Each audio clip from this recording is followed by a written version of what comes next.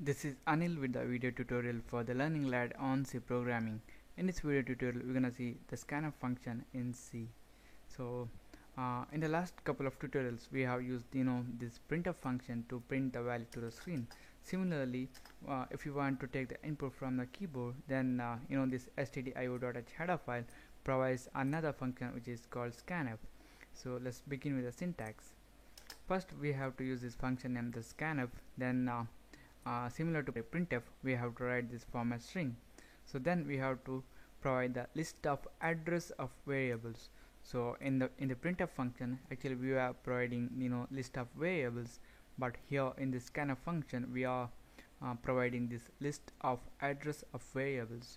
That's because this scanf function was made to deal with the memory locations. In this tutorial, for the demonstration purpose, we're gonna receive an integer value from the keyboard. So let's say, okay, we're gonna create a variable to store the value. So it's gonna be age, and it's of type integer. So now we're gonna ask user to enter his age. For that purpose, we are using this printf function. Then here I'm writing enter your age, a new line. Then now we are using this scanf function to receive the input. It's going to be scanf. Then since we are receiving an integer value from the user, we have to use the format specifier as %d. Suppose if you are receiving a floating point value, then you have to use the format specifier %f, and if you are using receiving a character value, then you have to use the format specifier as %c. So the next thing is we have to specify where we want to store the received value. So here in this case we want to store the value received from the keyboard to the variable age. So here we need to specify &age. That means that whatever the value you have received, you have to save it in the address of this age variable. So this age is a name given to that memory location. Actually that memory location also has some memory address.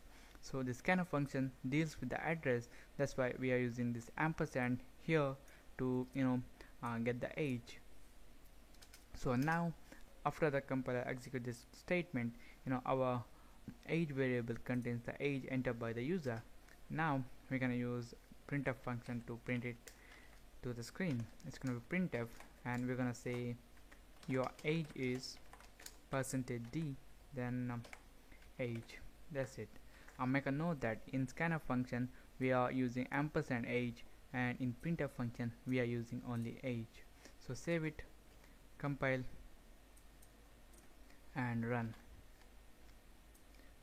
Okay, now it's asking me to enter my age.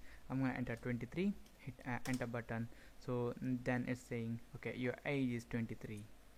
Using this scanf function we can receive more than one value at a time. Let's say we want to receive the weight of the person.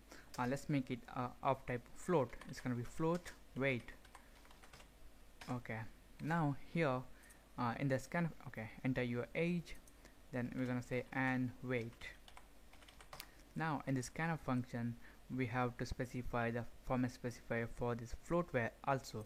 That's why we are using the format specifier, that is %f for the floating point value, %f. So then we have to provide the variable address. That's gonna be &weight. So this is it. Save it, and we want to print okay, your age is %d, and add a new line. Then you're gonna say your weight is %f, and here we're gonna refer that weight variable. So save it, compile it and run it. So now it's asking us to enter our age and weight. So I'm gonna enter my age is 23. Then to enter more value, then you have to separate them by a tab or a space or a new line. So in this case I'm separating them by a new line and enter. Then now I'm gonna enter my weight. It's gonna be 60.50. So hit enter.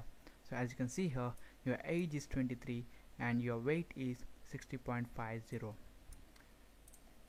So this is it. This is about the scanf function in C. So thank you for watching and don't forget to subscribe. I see you in the next tutorial.